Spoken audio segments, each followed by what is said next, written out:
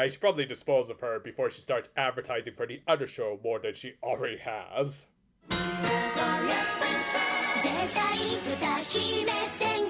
We opened this week with the most important revelation in that Nagase had two absolutely adorable kitties.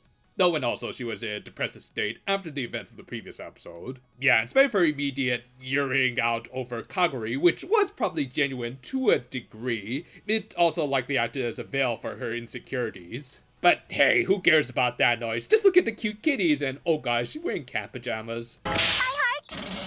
Anyway, Kaguri and Minamo decided to look into things after Nagase had seemingly stopped going to the Alisphere. So they met with her after school, and also a little detail that I do appreciate is how they highlighted the height difference between these girls, with of course the youngest in Nagase being the shortest. It kinda reflects their levels of life experience, in particular Princessdom, but more on that later. For now, they all tried to learn what Nagase's deal was, which included Nagase herself.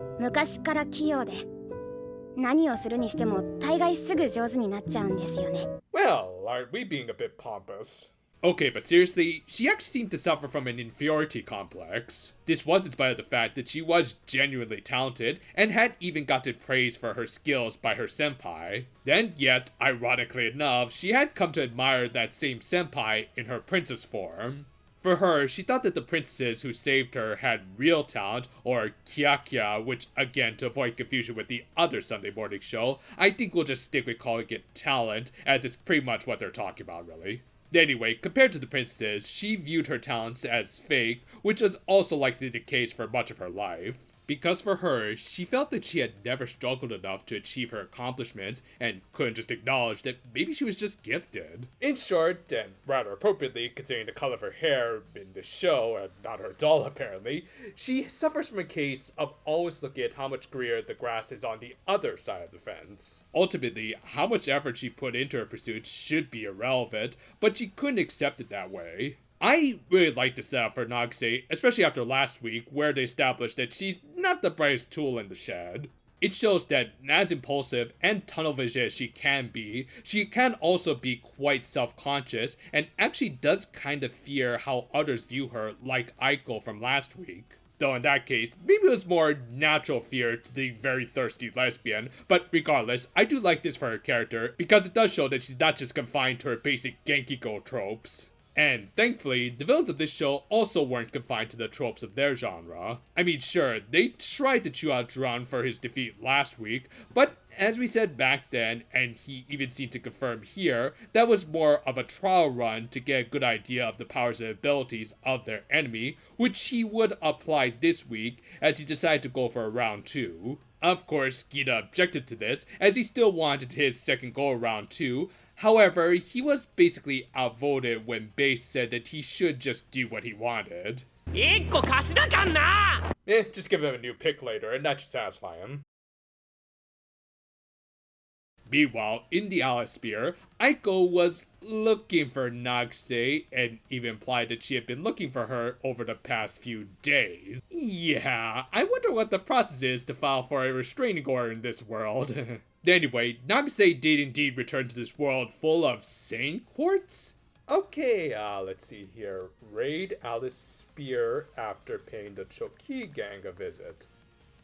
I am absolutely going to get Summer Castoria no matter what. But yeah, after being reminded of another reason why she decided to avoid this Fairy Kingdom app, Nagase and Aiko were confronted by Drun. And in spite of supposedly having her memories erased, at least based on the criteria of these villains, Nagase actually remembered her encounter with him and defended Aiko. And while they didn't clarify it, I'm assuming this likely had to do with her other major talent that will be unleashed in just a bit. With that, Drun summoned a bunch of pawns and drained Aiko, likely because at that moment she at least had much more Muse essence compared to Nagase, who we can assume was both still recovering from Drun's previous attack, and of course suffering from her own personal crisis that was slowing down her recovery. Regardless, Aiko being in danger alerted Navier.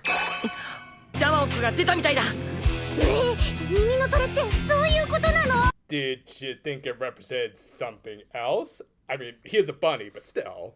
Minamo and Kaguri quickly arrived, transformed, and almost just as quickly made fast work of the grunts in a kind of meh fight, though I do kind of appreciate how we got to hear both of their songs. And besides, I think they were saving up the good Sakuga for the real fight this week, which was going to be with Drun. They were going to fight a major general in just the 5th episode of the series. Yep, this show was doing something that I don't think I've seen since the OG Precure series all the way back in 2008, and oh god, I feel old. But yeah, I guess they just really wanted to job out these guys sooner than later. I mean, come on, just because this guy's kind of a Roids McGee doesn't mean he's just gonna beat down on some younger girls and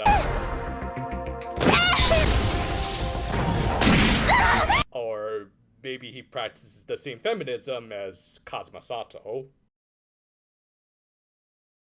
Yeah, Drun did not hold back here in just laying the smackdown on these two, and I'm not gonna lie, I thought it was pretty awesome. And before anyone takes that out of context, I like this because it does remind me of classic Precure, where the villains did feel like actual strong challenges rather than just complete jokes. In fact, it's kinda ironic that this aired right after an episode of Idol Precure, where the first general of that series is already contemplating retirement after leaving very little of an impact on the show. And for those who still don't approve of an evil villain beating up younger girls and showing some signs of misogyny, that's the point! Again, I point to the OG Precure seasons and how the grand majority of the generals in those shows were guys who you should have wanted to see get beat up by the little girls. However, that was still easier said than done, but Nagase's desire to protect Aiko gave them hope against Drun and him ripping off Terry Bogard. Yeah, no surprise, she was going to become the third princess of the show, but of course she still needed some convincing. And in easily my favorite moment of this episode, both her senpai princesses gave her speeches about why she should join in, and they were both unique and reflected of their personalities. Kaguri gave a strong reprimanding to Nagase for obsessing over what was real and fake and how she should just focus on what was truly important, protecting those like Aiko who supported her. Meanwhile, Minamo gave some much more chill advice about how Nagase should just be honest with herself, in particular what she liked, and in turn what others liked about her. Both were sound advice and motivated Nagase into action. With that, she transformed, and I'll say her sequence was probably my second favorite. Yeah, again, Minamo still takes it for me, as I really did like how stuff formed on her costume more than the other two. And while I appreciate how much more seamless and smooth Nagase's animation was overall, I also kind of wish that she would take at least 3 steps back so that we could actually see more of her rather than just close up where it's hard to make everything out. Regardless, she had an awesome debut fight where she took on both the Monster of the Week and Drun, who interestingly just kind of laid back and let her achieve her princessdom. Yeah, I think he let her transform so that he could have another worthy challenger. In fact, while he ultimately lost his fight, I also think that, and in spite of what he says here, he kind of subconsciously let Nagase take the W, as he wanted to be able to fight her again, as compared to Minamo and Kaguri, he recognized her as his true rival. I mean, if anything, I want to see these two fight again, because this is one of the best exchanges I've seen in a magical girl show in a long time. And at least he wasn't outright defeated by her finisher. Anyone else getting the sense that Koji Ito really wants to animate for Gundam again, or is it just me? I'm not gonna lie, I'm kinda split between whether this or Kaguri is my favorite finisher. I mean, both have epic elements between burning roses and splitting apart asteroids. But in the end, and even though Minamo is now technically my least favorite, all of the show's stock animations have just been top S tier stuff. After the battle, Nagase was rewarded with Aiko's jewel and officially joined her senpai, or Paison's team. She also finally managed to perform her concert, which also acted as our ending theme of this week, which, yeah, I wasn't crazy about, if only because the regular ending theme is just amazing, but I will praise this character song that was different from her princess song for being very unique. I mean, it started off as a bit more of a Bond dance theme, and then got a quieter lullaby, and then the meth kicked in, and Nagase just went full unhinged. In short, insanely bipolar, and a perfect reflection of Nagase. Yeah, this is just a great debut for the final member of this core trio. Nagase was of course great, but I also think Drun deserves his flowers for providing her with a strong rival. It really makes me look forward to seeing how they'll handle the heroes and villains going forward, considering that they've done all of the general setup already.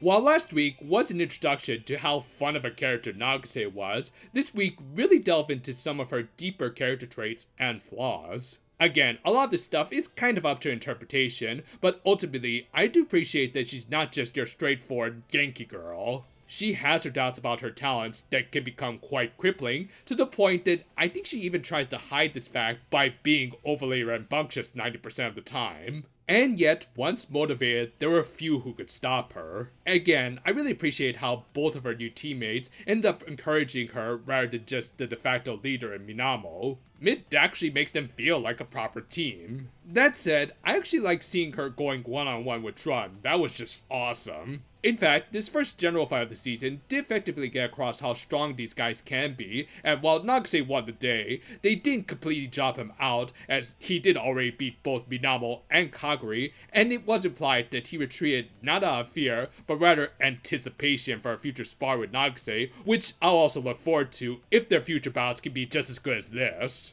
And overall, this is a very strong Prince debut for Nagase. Our little shutting star managed to upgrade herself to a punching star, who I know will shine only brighter as the series goes on. Thank you for watching what's likely going to be a slightly longer review than usual, because of course this girl would have to give me a lot to talk about. Still, I like overanalyzing this stuff and reviewing it, so do look forward to more almost every day. Look forward to Kamen or Gav tomorrow. Until then, though, farewell for now, my friends, and yeah, dude, could you do your Bruce Lee somewhere else, please?